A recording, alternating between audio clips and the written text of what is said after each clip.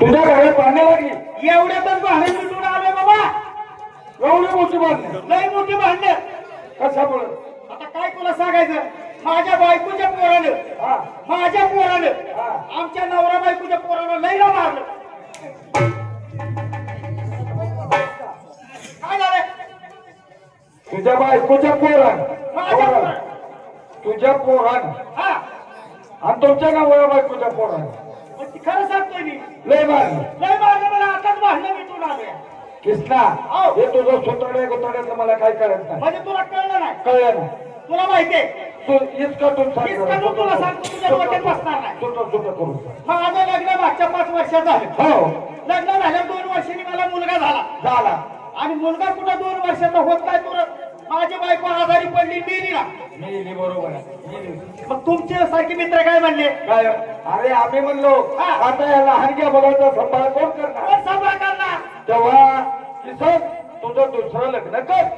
हो म्हणजे पोराचा बी सांभाळ होईल आणि तुझा बी म्हणजे बरोबर आहे. भाकरी तुकड्याला आधार होईल. मग तुमचं ऐकलं मी सगळे गावात फिरायला सुरुवात केली पोरगी बघायला. आता माझं एक तर पहिलं लग्न झालं मला पोरगी कोण द्यायला. कोण द्यायला. सगळीकडे फिरून फिरून दमलो. एक ठिकाणी ठेपा लागला. म्हणजे एक ठिकाणी मुलीचा ठेपा लागला. मग गेलो मी. अरे बाबा 2 मित्र घेऊन गेलो. 2 मित्र संगती घेऊन गेला. लग्न बिग्न जमला आणि एक जरा कारण झालं. काय झालं. तिचं बी लग्न पहिलं झालं होतं.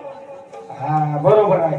तुझी बायको मेलेली तुला एक मूल अशी कोरी मुलगी तुला कोण देत आता पुरी मुलगी. त्याच्यामुळे तुला लग्नाची किंवा गाठलीची.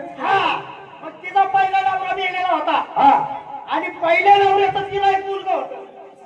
म्हणजे पहिल्या नवऱ्यापासून तिला एक मुलगा. मग लग्न झालं. वरात बिरात झाली.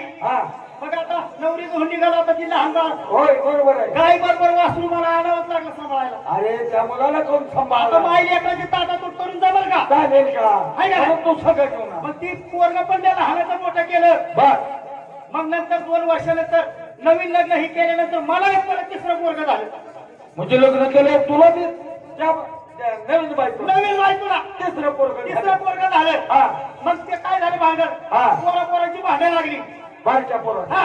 मग त्या माझ्या पोरानं पहिल्या बायकोला झालेल्या माझ्या बायकोच्या पोराला म्हणजे ते पहिल्या नवऱ्याचं पोरग त्या दोन्ही पोराला आता झालेल्या पोराला मारले.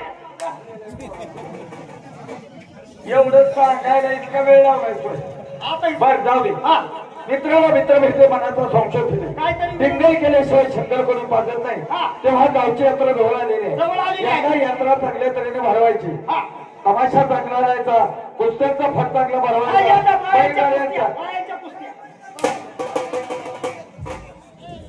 तेव्हा तुला माहिती का आता चालूला आता बाया सुद्धा कुस्त्या खेळायला लागल्या पुरी सुद्धा. पण आपल्या गावात नको का असं कर.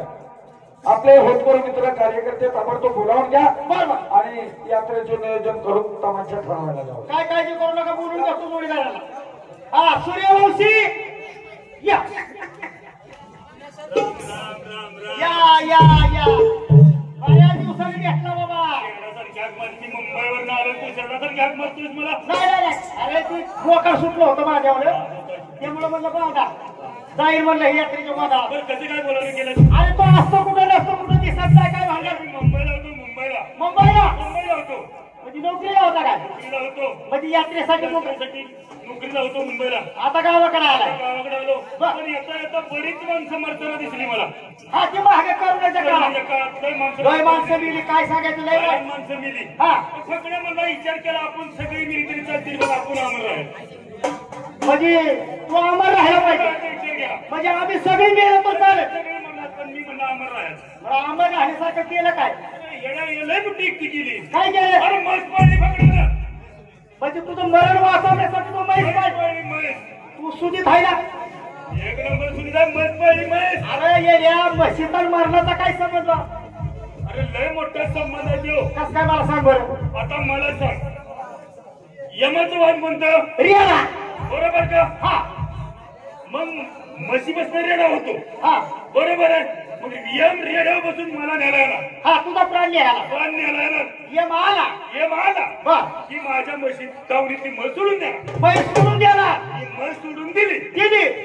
मी घरात असणार बस सोडून पुढे चाललेले असणार रेड आलेला म्हशीच्या मागे जाणार हा बरोबर त्याच्या बसला एम काय माझ्या घरी येणार का म्हणजे ती यम तिकडं तिकडं म्हैस तिकडं तिकडं रियाणा तिकडं तू बच्चे वय